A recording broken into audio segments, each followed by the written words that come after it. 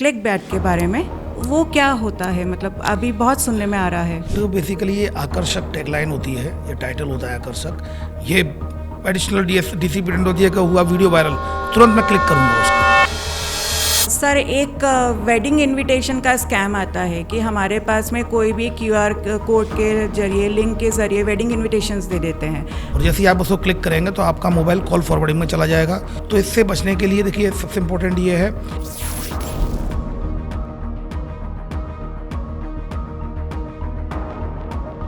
नमस्कार दोस्तों, मैं सपना शाह आज के पॉडकास्ट में आप लोगों का स्वागत करती हूं। आज हमारे साथ में हैं सर राजेश दंदोतिया जी, जो एडिशनल डीसीपी हैं क्राइम ब्रांच के। नमस्ते सर। नमस्कार मैम। सर, आज हम साइबर सिक्योरिटी के बारे में आपसे कुछ सवाल पूछना चाहेंगे। मेरा पहला सवाल है क्लिक बैट के बारे में, वो क्या होता है? मतलब अभी बहुत सुनने में आ रहा है। ये क्लिक बैट तो बेसिकली ये आकर्षक टैगलाइन होती है, ये टाइटल होता है आकर्षक। जो जैसे कि आप के पास कई ऐड आते हैं, कई लिंक्स आती हैं, लेकिन आप किसी स्पेसिफिक कोई क्यों आप क्लिक करते हैं? इसलिए क्लिक करते हैं कि उसमें कुछ आकर्षक, कुछ ऐसा टची टाइप का सा होता है जो आपको अट्रैक्ट करता है। कोई टैगलाइन, देखिए इसमें क्या है, देखिए इस वीडियो में क्या है, इस वीडियो में ये हुआ आपका वीडियो वायरल, ये एडिशनल डीसी पेटेंट होती है कि हुआ वीडियो वायरल, तुरंत मैं क्लिक करूंगा उसको। तो क्लिक बैक बेसिकली आपको अट्रैक्ट करने वाली कोई टैगलाइन या कोई एक टाइटल होता है जिससे कि आप उसको क्लिक करें, आपको मजबूर कर देता है वो टैगलाइन कि आप उसको क्लिक करें। That is a bad click. अच्छा सर, मेरा दूसरा सवाल है डार्क नेट और डार्क वेब, ये भी दो चीज़ें ये बेसिकली क्या है कि ये एक ऐसा प्लेस है, डार्क वेब डार्क नेट एक ऐसा प्लेस है जहाँ पर ये जिसका एक्सेस आसान नहीं होता। एक टोर ब्राउज़र है, उसके ज़रिए आप डाउनलोड कर सकते हैं, और इसमें ऐसी इलीगल वेबसाइट्स हैं जिसमें ये इलीगल भी हो सकता है, लीगल भी, पर इसमें इलीगल कंटेंट काफ़ी ज़्यादा है। इसमें डार्क रूम होते हैं जिसमें क्रिमिनल एक्टिविटीज़ होती हैं।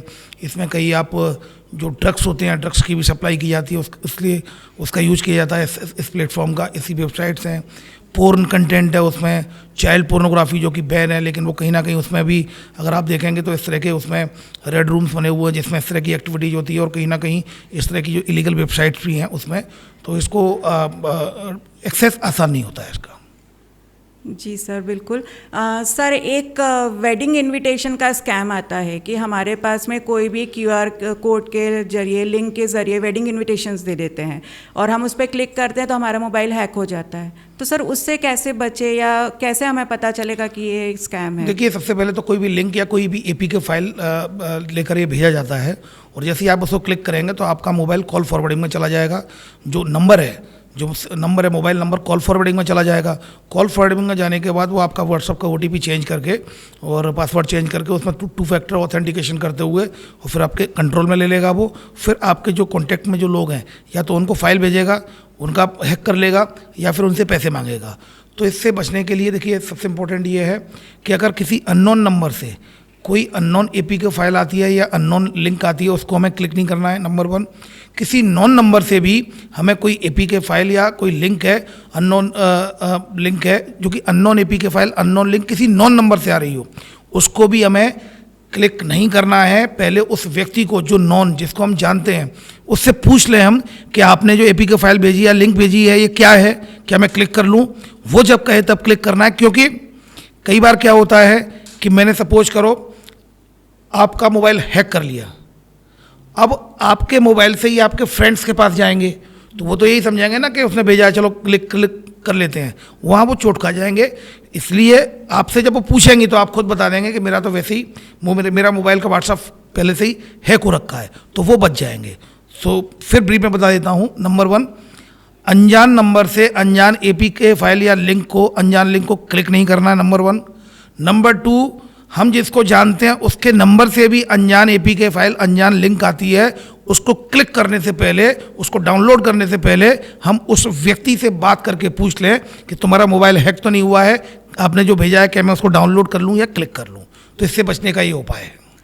सर, मेरा एक और सवाल है कि कई बार क्रिमिनल्स अपना क्राइम कर जाते हैं, मोबाइल से सारा हैक कर लेते हैं, हमारे अकाउंट से पैसे वैसे सब ले लेते हैं, उसके बाद में वो अपना पूरा डेटा मतलब डिलीट कर देते हैं, वो अपने मोबाइल्स को फॉर्मेट कर देते हैं, तो हमें कैसे पता चलेगा या हम उनको कैसे ट्रैक कर सकते हैं? देखिए क्या होता है, जैसे अननोन अगर आपने कोई ऐप डाउनलोड किया है तो उस समय हम खुद ही एक्सेस देते हैं, नंबर 1। नंबर 2, कहीं ना कहीं कुछ ऐसे ऐप आते हैं, जैसे ही आपने डाउनलोड किया आपका मोबाइल कंप्रोमाइज़ हो जाता है, आपकी मीडिया गैलरी का एक्सेस, कॉन्टैक्ट लिस्ट का एक्सेस उनके पास मिल जाता है, तो वो आपको इरेज भी कर सकते हैं, वो आपकी उस इंफॉर्मेशन को यूज भी कर सकते हैं उसका साइबर फ्रॉड करने में। तो आपको अननोन और अनआइडेंटिफाइड सोर्सेज हैं वहाँ से किसी ऐप को डाउनलोड नहीं करना है। अगेन अननोन एपीके फाइल को डाउनलोड नहीं करना है। अगेन अननोन लिंक को क्लिक नहीं करना है। अज्ञात अनजान एपीके फाइल, लिंक या अननोन सोर्स किसी भी ऐप का डाउनलोड हमें नहीं करना है। और अगर ऐप किसी को डाउनलोड करना भी है तो आइडेंटिफाइड सोर्स हो, नॉन सोर्स हो, और इसके अलावा उसकी टर्म्स एंड कंडीशन जो होती हैं उसको पढ़ें, उसके बाद ही हम किसी भी ऐप को डाउनलोड करें।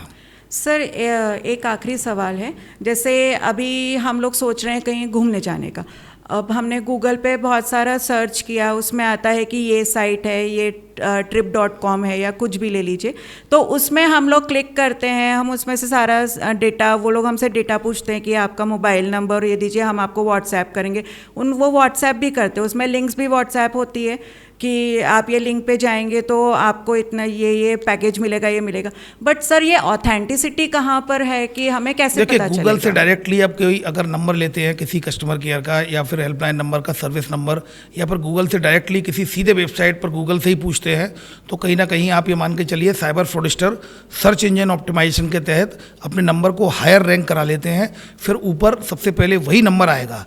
अब सपोज करो आपने अगर केदारनाथ के लिए हेलीकॉप्टर बुक कराया और आपने गूगल से नंबर लिया, डायरेक्टली नंबर ले लिया गूगल से, तो आपके साथ फ्रॉड हो जाएगा, क्योंकि सर्च इंजन ऑप्टिमाइजेशन के तहत साइबर फ्रॉडस्टर ने वो हायर रैंक करा लिया। अब आपको जैसे गोवा घूमने जाना है, गोवा में आपने होटल बुक कराया, तो होटल का नंबर कहाँ से लिया? गूगल से डायरेक्टली ले लिया, तो आप ये मान के चलिए कि वहाँ आपके साथ फ्रॉड हो जाएगा, क्योंकि गूगल से डायरेक्टली आप नंबर लेंगे तो उस समय फिर वो साइबर फ्रॉडस्टर का आ जाएगा।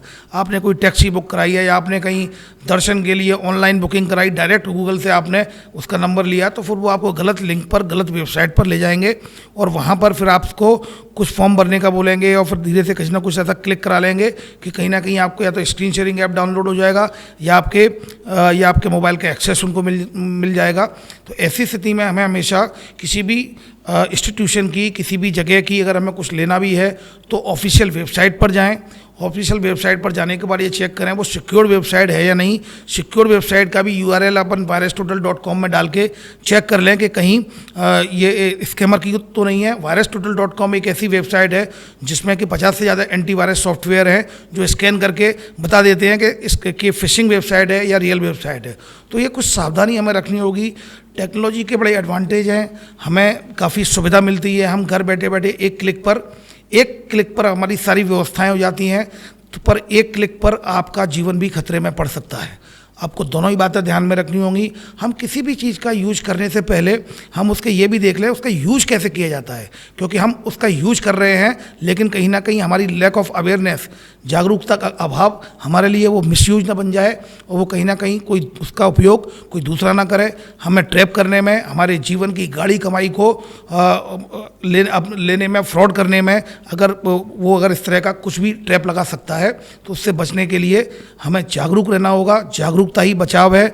न केवल हम जागरूक रहें बल्कि अपने परिवार में, अपने आसपास रहने वाले अपने मित्रों को, सभी को जागरूक करें, सभी को बताएं कि आपको शिकार नहीं होना है। अगर शिकार हो भी जाते हैं तो ये प्लेटफॉर्म है जिन पर आपको कॉल करना है। Number 1 national cyber helpline number 1930। आप 1930 पे इमीडिएटली कॉल करके अपनी कंप्लेंट रजिस्टर करा सकते हैं।